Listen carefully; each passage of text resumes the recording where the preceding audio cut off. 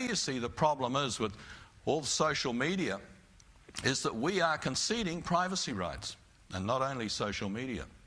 But social media is one thing, because the reason that we concede our privacy rights is because we want to be part of the group. We want to be accepted.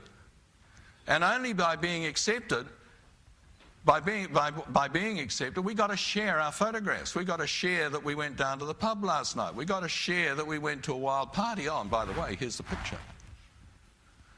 And by that way, we get accepted.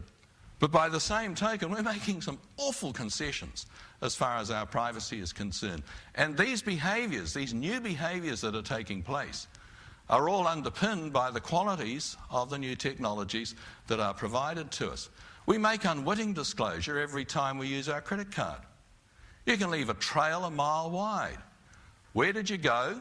What time was it? What date was it? How much did you spend? And what did you spend it on? All over town, just with a credit card. It happens. What do you think that little black strip on the back of the credit card is for?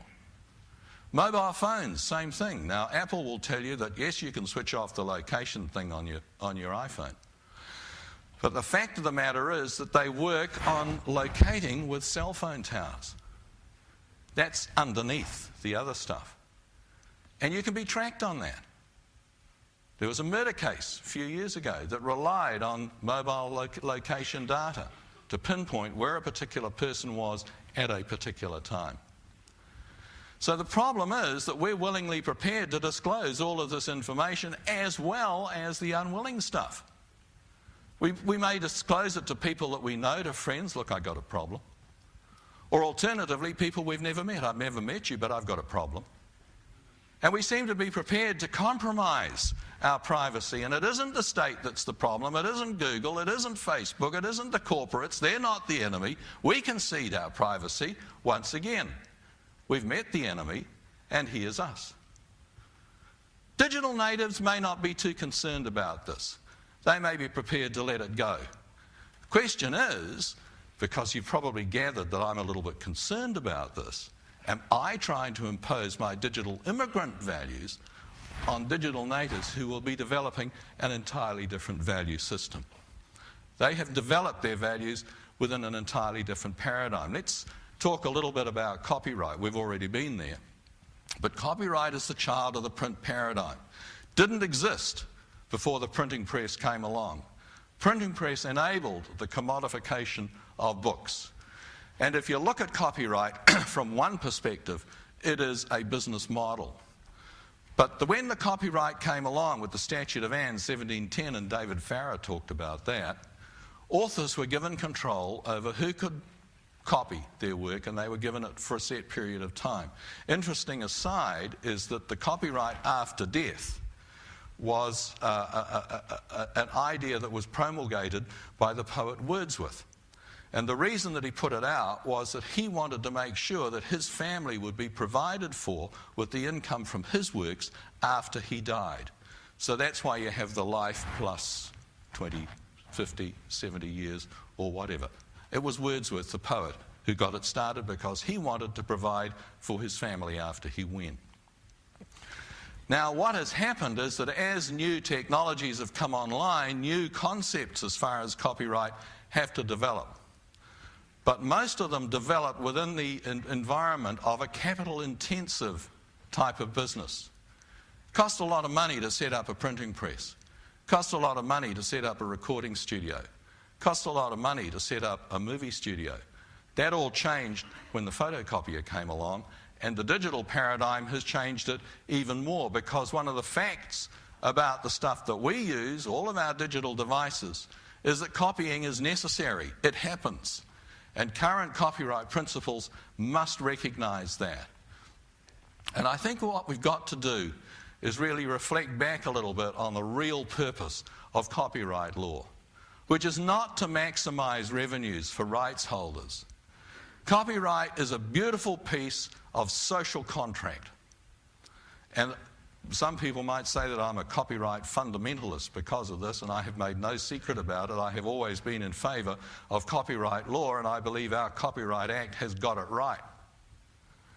Copyright sets an appropriate boundary between enabling the freedom to use ideas and information on the one hand and protect expressions of ideas and information in order to encourage investment in creative and innovative works.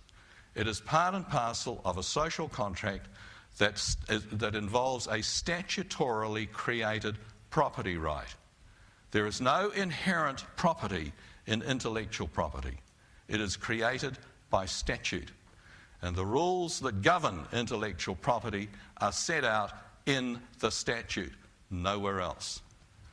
Now, creators can determine today the extent of copyright below the gold standard that the Copyright Act gives us. You can set up a Creative Commons license or an open source license or whatever. Fine.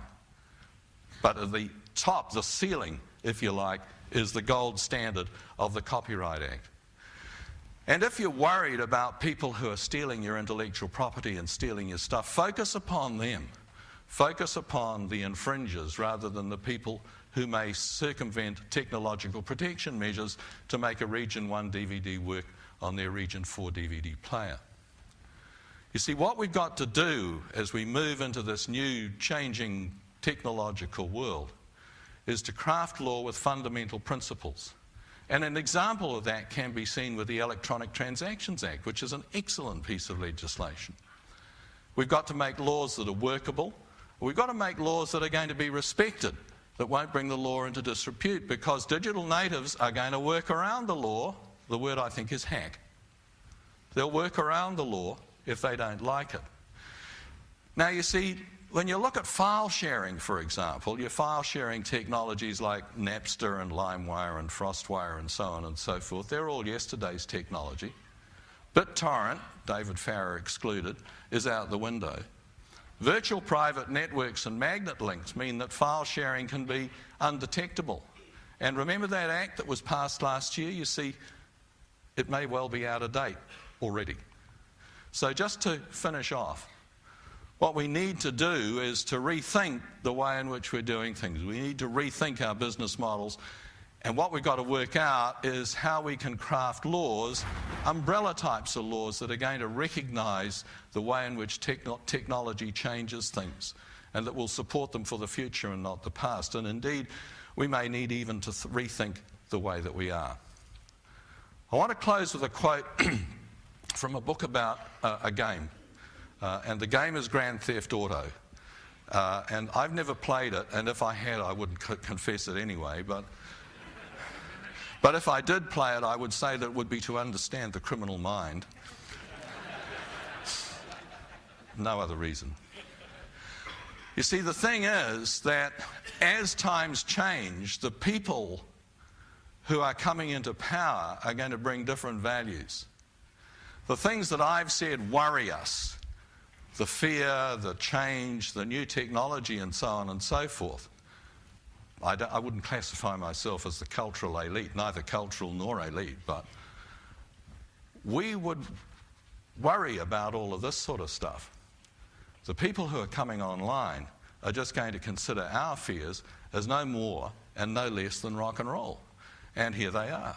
These are the people of the future. And those are just a few pictures. I would add to them people like Sam Morgan. I would add to them the entrepreneurs who are present in New Zealand. I would add to them every single one of you, because you wouldn't be here if you weren't interested in what's around the corner. Thank you very much.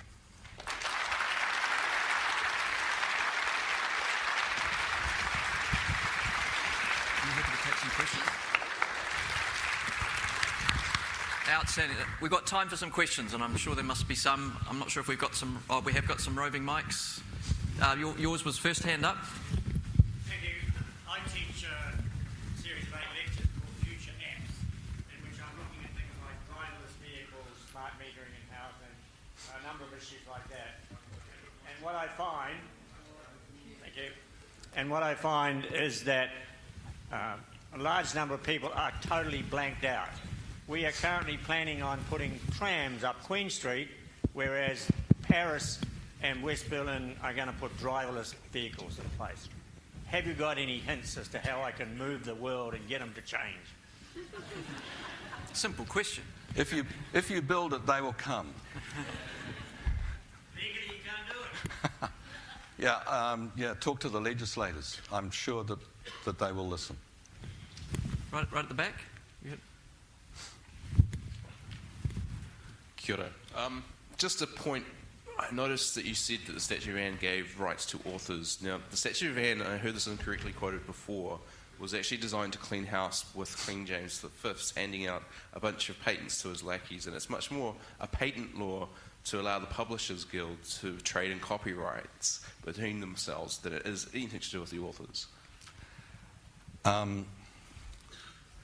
I don't have time to answer that because that was one of the things that I looked at in my thesis. And you and I could have a very long talk about that. Starting with the Stationers' Company, 1407, but we won't go there. But yeah, let's talk. Because the Statute of Anne, among other things that it did give the authors their rights. Yeah. A legal question arose in the education breakout regarding public payment for creation of educational materials, which are then owned exclusively by the Board of Trustees of each school. Mm-hmm.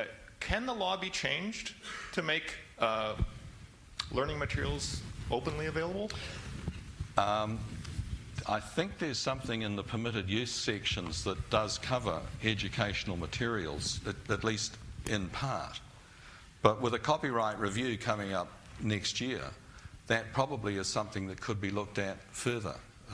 It would be covered by a permitted use, I should imagine.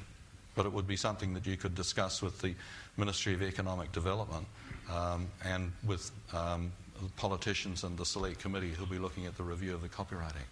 Got time for one more. One more? Yes, the young gentleman there.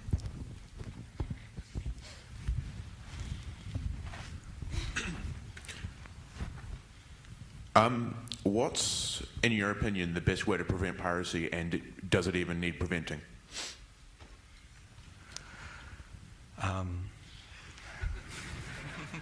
Okay, first let's define piracy, because it has a different term. In the Copyright Act, it's called commercial copyright infringement.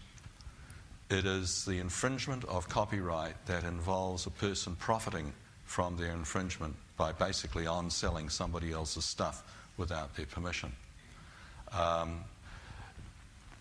Yeah, I mean, the law has ways of dealing with this. I mean, you just need to go along to a flea market to see that there is piracy in place, where people are selling silver DVDs that aren't marked up properly or anything like that. That's what happened with Sioni's wedding. It is rather difficult to trace. There are ways and means of doing it, and copyright owners do it, and there are plenty of powers that the law has, including a civil search warrant, which is quite draconian, that enables people to enter premises and take computers away and all the rest of it. It used to be called an Anton Pillar order. It's now called a search order. So, yeah, there are ways and means. And should we worry about it? Well, the Copyright Act says we should. And it's in the Copyright Act, and I've said the Copyright Act for me is the gold standard as far as copyright law is concerned. So I hope that answers the second part of your question. Thank you very much. Right, that's all we have time for. Thanks again. Okay, thank you.